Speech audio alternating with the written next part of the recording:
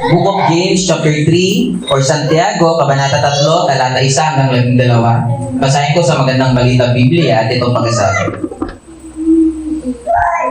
Mga kapatid, hindi dapat na maging guro ang marami sa inyo dahil alam ninyo na tayong mga nagtuturo ay hahatulan ng mas maigpit kaysa iba. Tayong lahat ay nagkakamali sa iba't ibang paraan. Ang sino mang hindi nagkakamali sa kanyang pananalita ay isang taong ganap at marunong magpigil sa sarili. Kapag nilagyan ng pakagat ang bibig ng kabayo, ito ay napapasunod natin at napapabaling saan natin naisin. Tingnan ninyo ang barko ay ito'y napakalaki at tinutulak ng malakas na hangin ay naibabaling saan man naisin ng piloto sa pamamagitan ng napakaliit na timon. Ganyan din ang dila ng tao. Maliit na bahagi lamang ng katawan, ngunit napakalaki ng nagagawang kayabangan. Isipin na lamang ninyo kung paano napapalagablag ng isang maliit na apoy ang isang malawak na kagubatan. Ang dila ay parang apoy, isang daigdig ng kasamaang nagpaparumi sa ating buong pagkatao. Ang apoy nito ay mula sa impyerno at sinusunog ang lahat sa buhay ng tao. Lahat ng uri ng ibon at hayop na lumalakad o gumagapang o nakatira sa tubig ay kayang paanguin at talaga namang napapaamo ng tao. Ngunit wala pang nakakapagpaamo ng dila. Ito ay kasamaang hindi mapigil at puno ng kamandag na nakamamatay. Ito ang ginagamit natin sa pagpupuri sa ating Panginoon at Ama, at ito rin ang ginagamit natin sa paglait ng taong nilalang na kalarawan ng Diyos. Sa isang bibig ng gagaling ang pagpupuri at panlalait. Hindi ito dapat mangyari, mga kapatid. Hindi lumalabas sa isang bukal ang tubig tabang at tubig alat. Mga kapatid, hindi makakapamunga ng ulibo ang puno ng igos o ng igos ang puno ng ubas, at lalong hindi rin bubukal ang tubig tabang sa bukal ng tubig alat. Salamat sa pagkabasa ng salita ng Diyos. Pwede tayo makaupo. Dito sa ating panimula, sa ating talata na aralin, ipinapahayag ni James na dapat maging maingat tayo sa ating pananalita. At dito mahayag kung gaano tayo kalalim na mananampalataya at kung tayo pa talaga ay mananampalataya. Kaya nga, ang title na meron tayo ay ang pagsusulit ng dila or test of tongue, yung ating pananalita. Ito yung pagsusulit ng ating pananalita kung paano ba tayo magsalita. Sa ating aralin, ipinaliwanag ni James na maaari nating madetermina ang maturity ng isang mananampalataya sa kung paano siya magsalita o makipag-usap. At malalaman din natin sa pananalita kung ang isang tao ba talaga ay totoo ang pananampalataya. Kaya maging maingat tayo sa kung paano tayo magsalita. Kagabi, nagkausap kami ni Brother Miguel. At sabi niya, meron daw siyang katrabaho ngayon, kakilala na Christian daw, tapos nakakapag-share daw sila ng mga kaunawaan pagkukul sa Christianity. Halimbawa, Trinity. Napag-uusapan nila yun.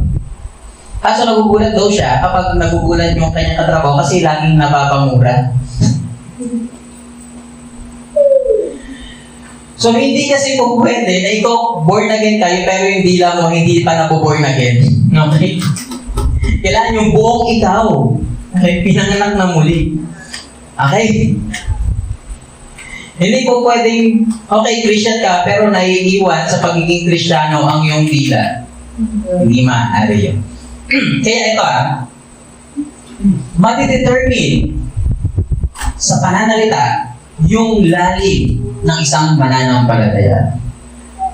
Yung maturity. Ikaw ba talaga yung mature na mananampalataya? Pwede mong malaman yun kung paano siya magsalita. At malalaman mo din kung talagang Kristiyano ba talaga. Importante to. Kung talagang Kristiyano ba talaga. Kung talagang Kristiyano ang isang tao, kung paano din siya magsalita. Parang, syempre, mahirap naman mag-judge, no? Kausap mo lagi patungkol sa doktrina. Tapos, kapag nagagalit, kapag nakutuwa, pag nagugulat, ang bukang bibig mura ka. Mahirap na. Pero, syempre, si Lord na bahala sa kanya. Pero again, malalaman mo kung gaano nakalalim yung isang mananampalataya sa pamamagitan ng kanyang salita. At malalaman mo din kung talagang mananampalataya yung isang tao sa magitan din ng kanyang mga salita. Kaya dapat maging maingat tayo sa ating salita. Basahin natin verse 1 to verse 2. Pero basahin natin verse 1. Sabi dito, mga kapatid, hindi dapat maging guro ang marami sa inyo. Dahil alam ninyo na tayong mga nagtuturo ay hahatulan ng mas mahigpit kaysa iba. Para mabigyang diin ang gustong sabihin ni James sa importansya ng dila or ng pananalita, sinimulan niya ito sa pagbibigay ng specific na gawain at nagbigay siya ng warning. Saan? Sa pagiging tagapagturo ng kautusan o pagiging teacher o pagiging preacher. Sabi ni James, hindi dapat tayo o hindi dapat lahat tayo tagapagturo. Bakit? Kasi mabigat ang ang hatol sa mga tao na na nagtuturo.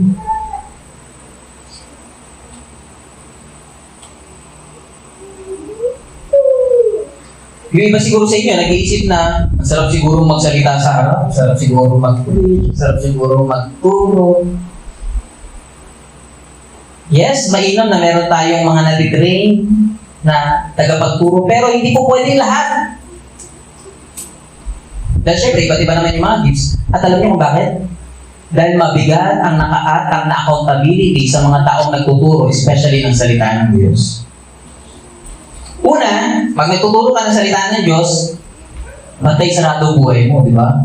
O si pastor, nagtuturo ng ganito, forgiveness, pero ang dami niya namang sama ng loob. Di ba matay sarado yung buhay mo?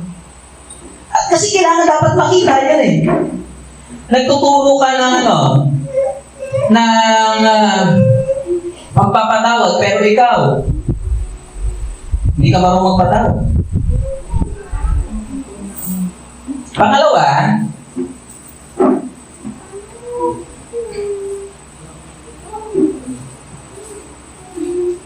kung una, sa tao, batay sarado yung buhay mo. Pangalawa,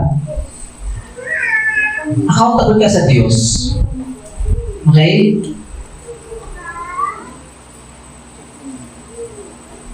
Kung hindi mo isinasabuhay yung iyong tinuturo, syempre, papangit ang tingin sa'yo ng mga tao at the same time, mananagot ka sa Diyos.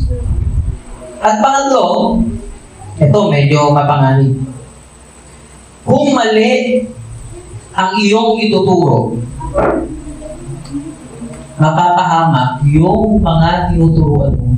Di ba madalas ko nga hinahalimbawa, kapag yung teacher nagkamali ng turo sa kanyang mga estudyante, ang result nun, yung mga estudyante niya magiging mangmang. Di ba?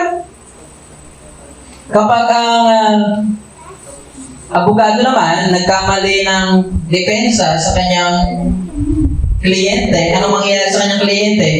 Kulong. Kapag ang doktor naman, nagkamali ng opera, may naiwan na gunting, tapos pinahina.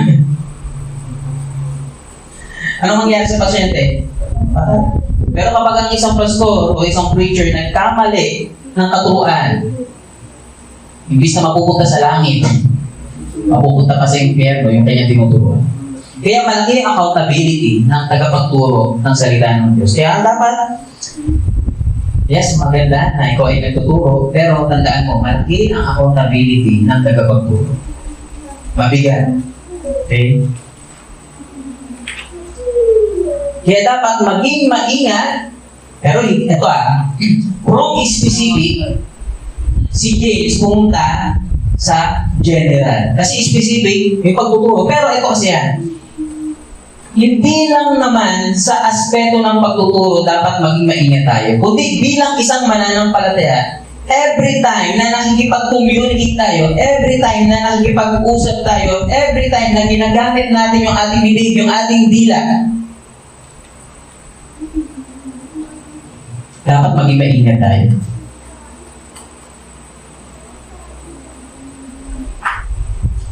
At bakit dapat maging maingat tayo sa paggamit ng ating dila o sa ating pananalita? Una, ito. Makikita natin ito sa verses 3 to 5a. Sabi doon, unang bagay, maliit na dila pero malaking kayabangan ang nagagawa. Yung dila natin, napakaliit lang, pero napakalaking kayabangan ang nagagawa nito. Basahin ko verse 3 to verse 5a. Sabi doon, kapag nilagyan ng pakagat ang bibig ng kabayo, ito'y napapasunod natin at napapabaling saan natin naisin. Tingnan ninyo ang bato, kahit na ito'y napakalaki at tinutulak ng malakas na hangin. By the way, kung ancient time, wala pang engine ang mga barko. Meron lang doon na layag at merong timon. Yung timon, yung pinaka manibela ng piloto. Sabi doon, ay naibabaling saan man naisin ng piloto sa magitan ng napakaliit na timon. Pero yun, napakalaki ng barko, pero yung manibela o yung timon napakaliit lang, pero makukontrol niya yung buong barko. Ganyan din ang dila ng tao, sabi ni James. Napakaliit na bahagi lamang ng katawan, ngunit napakalaki ng nagagawang kayabangan.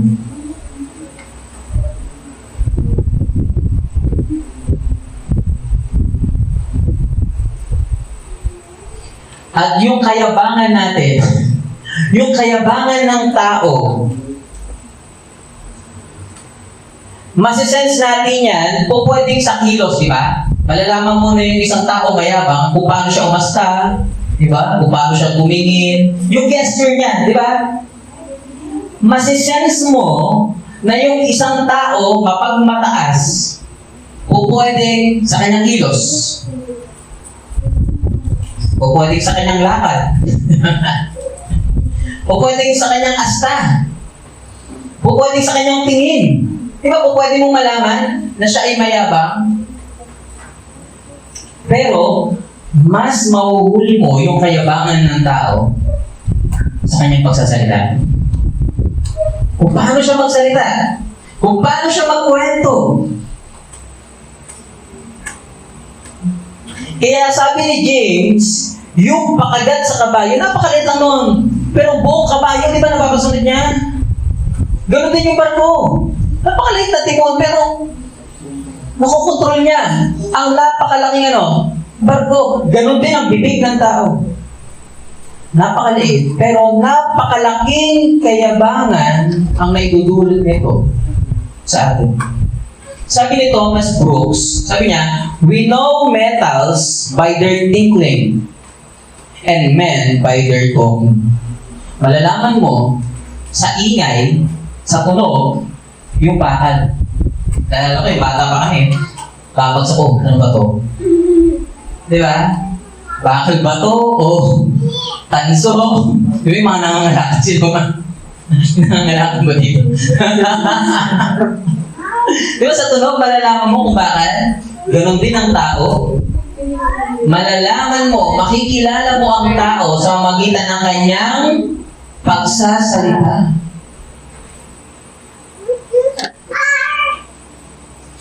Lubos na mahayag ang kayabangan ng isang tao sa kanyang pagsasalita. Medyo mainam nga sana kung may pagmamayabang, di ba? Pero kung wala namang may pagyayabang tapos ang yabang, di ba? Pero kahit meron tayong ipagmamayabang, dapat hindi tayo magmayabang. Tama? Kahit meron ka namang say, huwag tayo maging mayabang. At mas nahahayag yun kapag tayo ay nakikipag-usap sa iba. Tanong, paano ba natin masisense kung tayo ay naglalabas lamang ng kayabangan every time na tayo ay nakikipag-usap? Paano ko ba masisense? So yung magbibigay ako ng at least 3 na para masense natin. Kasi dapat sa tuwing nakikipag-usap tayo, hindi dapat ang yabang ang nakikita. Una, sa tuwing may kausap ka ba, ang lundo ng usapan, ikaw ang bida. Kapag laging may kausap ka, tapos ang ending, ikaw ang superhero, ikaw ang bida. Sign na yun, okay? Na ang mayabang ka sa pananalita. Pangalawa, kung naaasiwa kang pag-usapan yung success ng iba, ba kapag naging successful yung iba, ayaw mo pag-usapan. Gusto mo lang yung success mo lang ang pag-usapan natin. Ha? Ako nga eh. Sila, wala yan. Pangatlo, kung dinadown mo yung ibang tao every time na nakipag-usap ka sa iba, doon mo masisense na umaangat na ang yabang sa iyong pananalita. Tanong, kamusta ba ang ating mga dila, ang ating pananalita sa ibang tao? Kapag nakikipag-usap ba tayo sa tao, ay makikita yung kababaang loob ng ating Panginoong Jesucristo o yung kayabangan.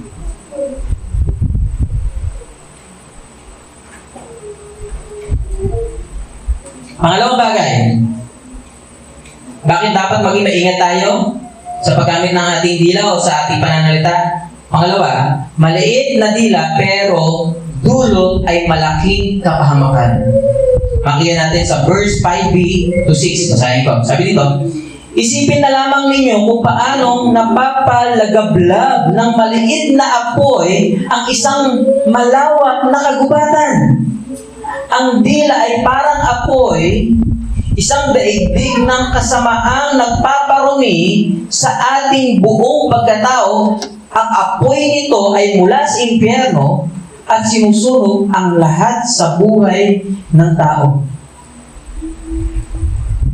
Ang dila natin, napakaliit lang, pero napakalaking kapahamakan ang pupwedeng may dulo.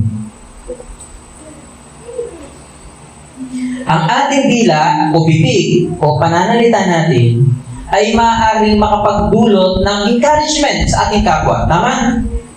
O maaari rin makapagdulot ng discouragement. Yung ating dila, o pwede nating magamit sa pagbuo ng mga meaningful na relasyon o relationship sa ibang tao. Pero maaari din natin magamit sa paninira ng mga magandang relasyon ng ibang tao.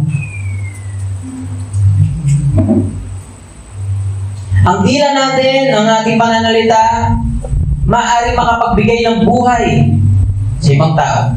Pero maaari din makasira ng buhay ng ibang tao.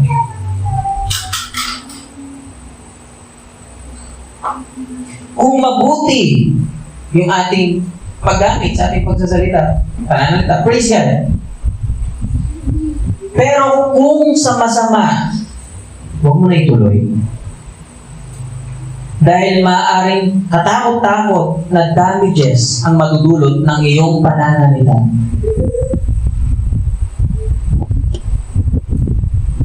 Kung paninira lang naman sa iyong kapwa ang iyong ikukwento, huwag mo nang kwento. No?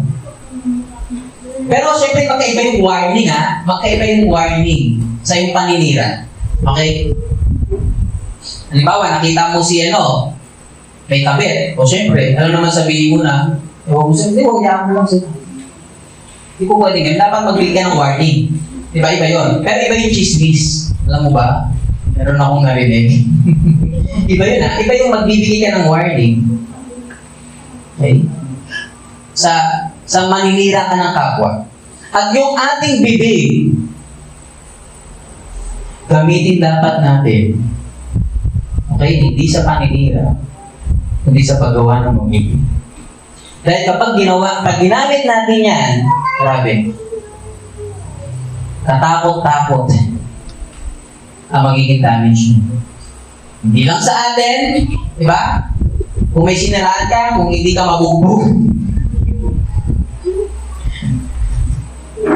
Diba? Kung hindi ka mabugbog, may damage sa'yo. May damage sa ibang tao. At nakakalungkot, may mga relasyon na maayos naman na nasira dahil sa mga salita lang. Di ba? Yung mga bulong-bulungan. Kaya yung mga bulong-bulong kapag wala namang may tutulong, di ba? Huwag mo nang ibulong. Ha? Naalala ko tuloy si Judas, di ba?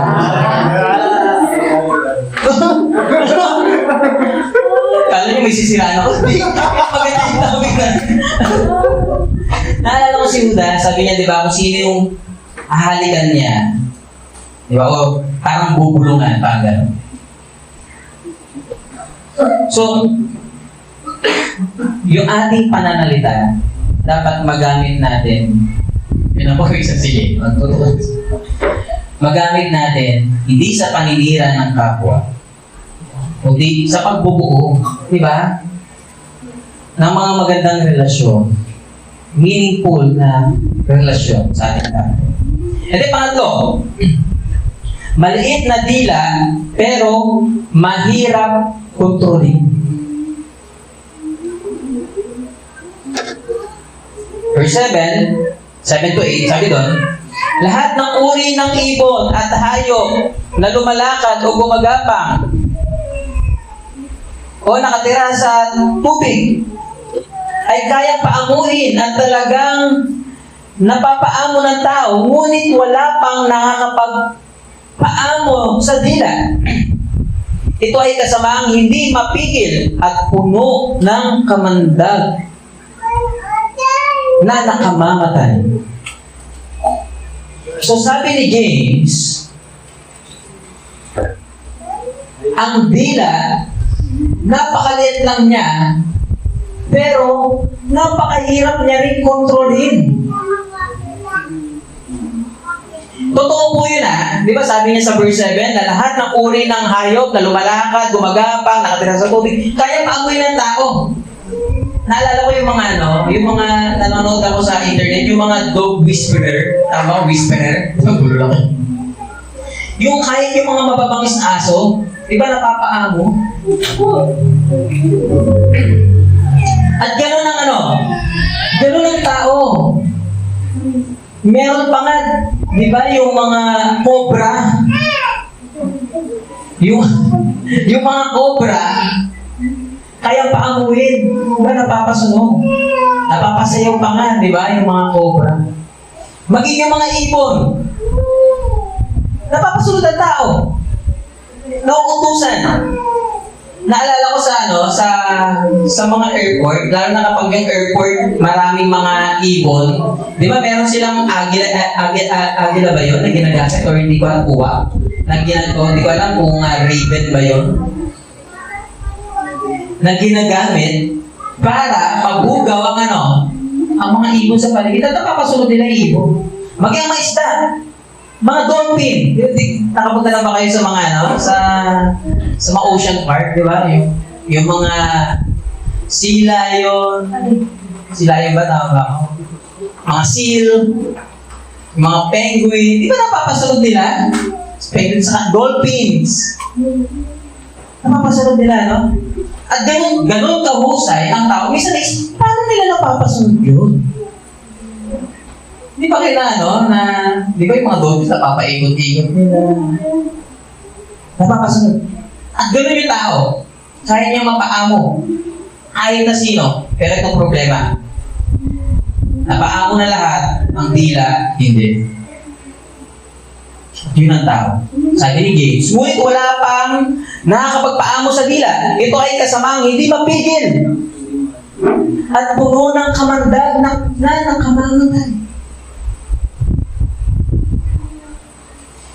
Ito ang mahirap. Hindi mo na mapigil, makamandag pa. Di ba tulad ng naunang point natin? Mapanira.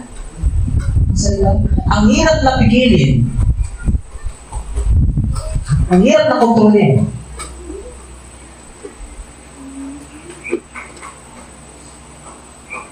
Naalala ko tuloy, merong isang preacher na nagsabi, sabi niya, yung chismis daw, parang hito, ang hirap pigilan, di ba? Pag nahawakan mo, kapag, di ko alam kung nakita na kayo ng hito, mas kumakawala, di ba? Kapag mas pipigilan mo, pag mas huhulihin mo, mas mawipiglas at madulas. Ganun daw ang chismis. At ganun ang bilatin natin. Napakahirap kontrolin.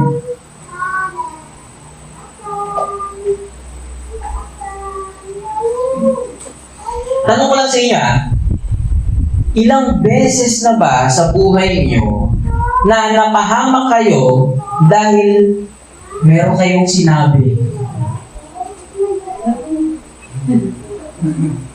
Ilang beses na ba? Ilang beses na ba na medyo nagka-problema ka? Dahil meron kang nasabi na dapat hindi mo sinabi. O pwede sa sobrang tuwa mo, sinabi mo yun. Sa sobrang inis mo, nasabi mo yun. Ilang beses na ba sa buong buhay nyo? Personally ako, may mga time na nahihirapan akong matulog. Alam mo bakit? Iniisip ko, bakit ko ba sinabi sa kanya yun? Dapat hindi ko na kasi sinabi. Bakit ba? May mga ganong realization ba kayo? Pahamak talaga kung di na ako na.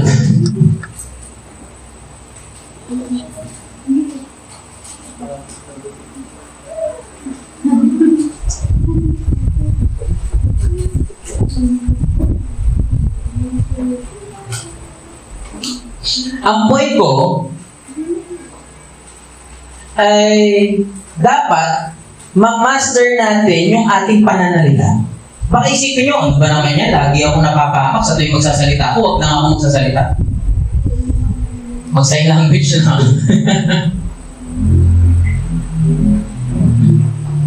Hindi yun ang point natin na huwag na tayo magsasalita.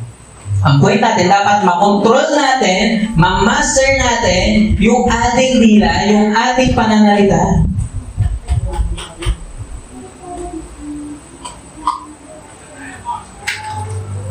At paano natin ma-master yung ating pananalita? Basahin ko lang yung isang talata, Matthew chapter 15, verse 18, sinabi ni Jesus Christ, ngunit ang lumalabas sa bibig ay nanggagaling sa puso. Iyan ang nagpaparumi sa tao. Ano daw yung nagpaparumi sa tao? Yung laman ng kanyang puso. Kasi kung ano yung nasa puso mo, malamang sa malamang, yun din ang lalabas sa iyong bibig. Kapag kasamaan ang nasa puso mo, kung puro galit, inis, ang nasa puso mo, malamang sa malamang ang lalabas sa bibig mo. Hatred, galit, inis, panginganti, pagkamuhi. Kaya dapat, para ma-master natin ang ating bibig, ang ating dila, maayos dapat natin muna yung ating puso. Okay? So dapat, punuin natin ang ating puso ng ng magagandang mga bagay. Kung magandang bagay ang pag-uusapan, may mas gaganda pa ba kung pupunuin natin ng Word of God o ng Gospel yung ating bibig?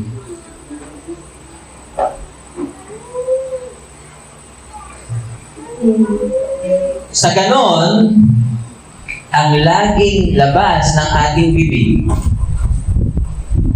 Word of God at Gospel. Kaya dapat lagi tayo nagme-meditate saan? Sa Word of God. Lagi tayo nagme-meditate saan? Sa Gospel. Sa ganon, kung makikipag-usap tayo sa ating kapwa, hindi kasiraan, hindi galit, hindi pagkamuhi ang laman o yung ilalabas ng ating bibig o ng ating dila, kundi ang kabutihan ng ginawa ng Diyos. Then pangalawa, tatapos na tayo. Ang sigalot. Ang sigalot sa paggamit ng dila, verses 9 to 12. Number 1, dila ng mga mapagpanggap. Mapagpanggap meaning, hindi talaga totoo ang pananampalataya. Kasi sa ating dila, merong singalot eh. Okay? At makikita natin yun sa verse 9 to 12.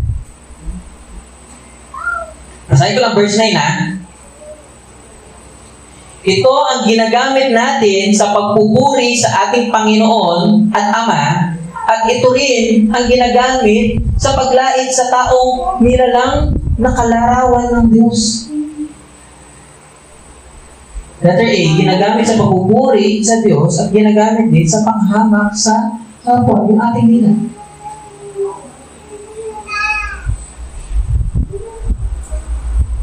Imagine mo yun. Yung dila mo, yung bibig mo, kapag Sunday, di ba, kumakanta ka, di ba, nagpe-praise the Lord ka. Pag Sunday, di ba, nagpe-pray ka pa, nagbabasa ka ng Word of God, ginagamit mo yung dila mo. Pero, pag weekdays, yung dila mo na yun din ang ginagamit mo, saan? Sa paninira ng kapwa, sa pang-aapi, sa pangmamaliit.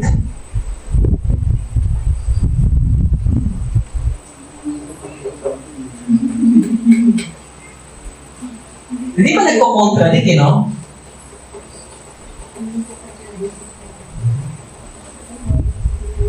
Pag Sunday, di ba, praise the Lord ng praise the Lord. Pag weekdays, puro pagmumura.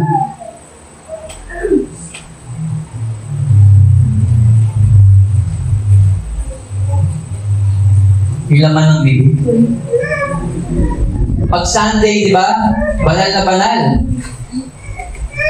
Pero kapag weekdays, ang laman ng bibig, bastos na. Kalaswaan na.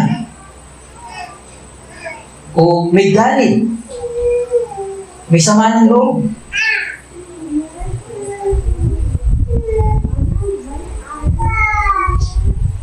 Kung sinasabi mo na ikaw ay mananampalataya at masaya ka na nagpupuri sa Diyos at masaya ka din sa panglalait ng iyong kapwa, malinaw na ikaw ay dalawang bagay lang.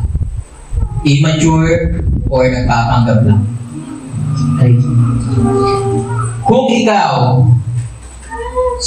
super blessed ka kapag Sunday, you're worshiping God, and then kapag normal days, happy ka din na na manira, na umatake. Dalawang bagay lang. Sana immature ka lang. Pero worse, baka hindi ka totoong mananampalataya. Baka nagpapanggap ka. Kung immature ka sa iyong pananalita, immature. Diba? Sana tapos ka na. Tapos ka na sa mga gawaing mga hindi maganda at ayaw mo na sa paninira ng kapwa. At dapat nandito ka na sa stage na na seryoso ka na ayusin yung buhay mo, yung mga relasyon sa paligid mo, may encourage yung mga tao sa paligid mo. Alam niyo bakit?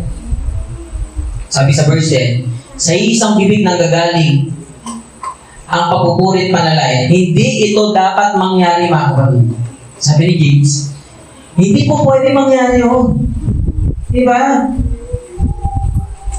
Kasi ang buong katawan natin, kanino ba galing yan? Sa Diyos. Dapat ang buong katawan natin, isip natin, mata natin, especially yung ating dila, yung ating bibig, magamit natin para lamang saan? Sa Diyos. Sabi nga hindi ako nagkakamali, sabi ni Paul, diba? Yung ating buong katawan, lahat ng parte ng ating katawan ay ipagamit natin saan? Sa Diyos. The Lord, etong kamay ko, gamitin ko sa pagigitara. Pero hindi lang ako kay Satan to. Kung pwede mo gano'n? Ha? Hindi mo pwede gano'n. Yung buong katawan mo, okay, lahat ng parte, walang pagmamayari dyan sa Satan. Lahat yan kanino? Kay God. Kaya dapat ipagamit natin kay God. Kasi hindi po pwede yun. Dagdag niya pa nga, di ba? Hindi maaaring ang dila ay sa Diyos at sa Diablo, ganun din, pagamit din natin. Sa verse 11, sabi niya, hindi lumalabas sa isang bukal ang tubig tabang at tubig alat. Hindi po pwede yun. Mga kapatid, hindi makakapagpamunga ng ulibo ang puno ng igos o ng igos ang puno ng ubas at lalong hindi rin bumukal ang tubig tabang sa tubig o sa bukal ng tubig alat. Hindi po pwede mangyari. Kung Kristyano ka, yung dila mo pagano sa Diyos. Okay? Kung hindi ka Kristyano, okay, naiintindihan kita. Pero kung Kristyano ka, gamitin mo sa tama ang bibig. Iwasan na yung mga masasakit na pananalita. Iwasan na yung mga mapanirang pananalita. Sabi ni John MacArthur, sabi niya, Swen, a corrupt and unholy heart eventually will exposed by the corrupt and unholy speech. If the tongue is not controlled by God, it is a sure indication that the heart is not either. Sabi ni John MacArthur, kung ang puso ng isang tao ay corrupted, eventually, lalabas yun sa kanyang pagsasalita. At kung ang dila ay hindi kontrolado ng Diyos, ganun din ang puso. Kaya dapat, ipakontrol natin sa Diyos ang ating mga puso. And as we end, ang challenge sa atin, ang question ko, at ang hamon ko sa bawat isa, sa tuwing tayo ba ay nakikipag-usap sa ating kapwa, dapat, hindi na masasamang lingwahe ng ating dila ang ating pinapaila, kundi ang grasya ng Panginoon sa magitan ng kanyang gospel.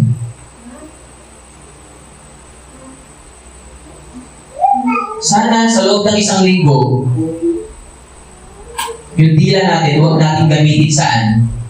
Sa pag-share ng mga kasiraan. Okay?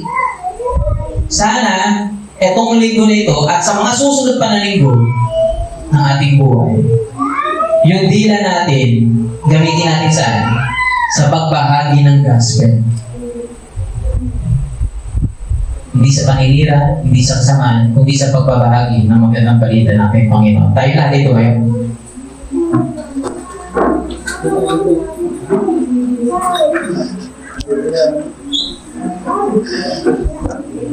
Let's pray. Father God, maraming salamat sa oras na ito. Salamat sa iyong mga aral na binahagi sa amin. Tunay nga na dapat bilang isang mananampalataya ang aming bibig ay dapat naayon sa iyong kalooban. Dalangin namin, Panginoon, na yung aming dila, yung aming bibig, yung aming pananalita ay gamitin namin sa paghahayag ng iyong mensahe. Lord, patawarin niyo po kami kung many times yung aming mga pananalita hindi ko ang nakikita. Patawarin niyo kami, Panginoon, kung may pagkakataon na sa aming bibig, sa aming pagsasalita, hindi ka namin nag-glorify. Kaya God, ngayong oras na ito, tuwid niyo po kami. Dalangin namin na bigyan niyo po kami ng strength na ma-overcome, Panginoon, yung tukso na gamitin sa masama ang aming pananalita. At dalangin namin na maluwalhati ka lang namin maluwalhati ka lamang namin every time na kami ay magbabanggit ng salita. Ito ang dalangin sa pangalan ni Jesus. Amen. Amen.